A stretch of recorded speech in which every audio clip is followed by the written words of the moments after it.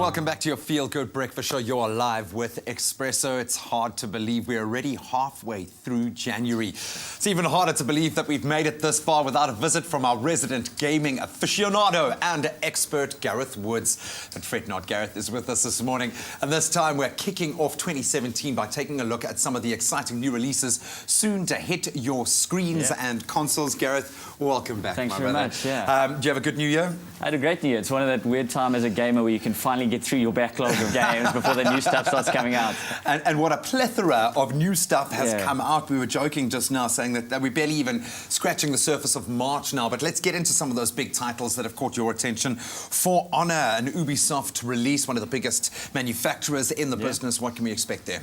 So I was lucky enough to get a sneak preview to play this back at Gamescom 2 years ago. That's how much they've been developing on this game. And I mean, take some of your favorite things. It's like Vikings, samurais, and knights, put them against each other, and that's what For Honor is. You basically get to pick one of the races, as it were, and you get into this kind of hand-to-hand combat battle. But it's not only this kind of 1v1 thing, but at the same time, there's this whole ensuing battle going around, and you're trying to like press the advantage to take certain objectives. So the little bit I did, the 20 minutes or so I got to play was amazing. I remember it like it's now 2 years have passed. I can't wait for the game to finally be out.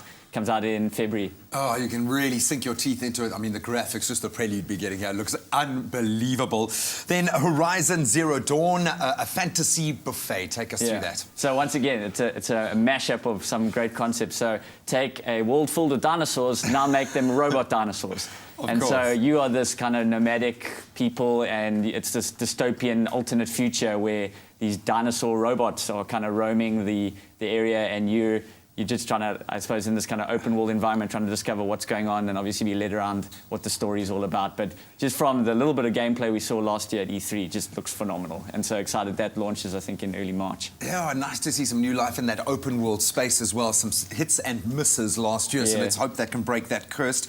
And then Mass Effect Andromeda coming in this year. A very, very successful franchise. Does this stand? So while the others are kind of newer IPs that are going to, try new things. This is one of those, like, the Mass Effect series has been, as you said, hugely successful. They kind of ended it with the trilogy at the last one, and now they've kind of, oh, well, we actually got something else up our sleeves. It's the first one. Star Wars. It's the first one that's kind of going open world. So previously, you had decisions you could make, but they were kind of linear in terms of how the story played out.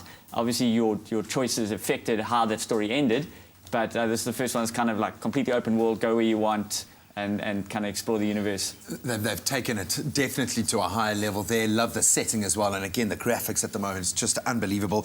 Then I was really surprised to see this. Legend of Zelda, Breath of the Wild. Is this like the oldest game? Well, I mean, Zelda, or at least the whole Zelda series, is one of the oldest at least in kind of gaming. I kind of link it back. It's pretty much since games had color. Zelda's kind of been around. So I think this is the 19th or so main kind of Zelda game. And this one is launching not only for the Wii U, which is the console at the moment, but for the very exciting Nintendo Switch, which comes out early March. It's a handheld console, but we're hoping to get one on the show to talk more about it. We will send you to the four corners of the globe. But we're doing our best to try and get one. But look, yeah, it looks really, really great. Also, this kind of open world flavor that people are wanting to be able to get, not be led down this path. They want to be able to explore the world themselves. This is the first Zelda game that allows you to do that. So explore where you want, go find weapons and creatures and whatever, and just explore the world of Zelda. And, as Link, our little elven friend. I love it, man. I like the old school graphics there as well. Kind of brings back a nice retro feel. But it seems like the gameplay is going to match the processing power that we have access to at the moment this year. So I think a very exciting year ahead. Tough one for you, my friend. I know we're going to force you to play it as much as we can. I'm sorry for that, but awesome to connect with you again. Thanks very much. Gareth, welcome back and all the best for 2017. Gamers out there, let us know what games are you most excited about. We will feature them on the show. We'll force Gareth to play his way through those worlds just for you. Hit us up on our Expresso Morning Show Facebook page.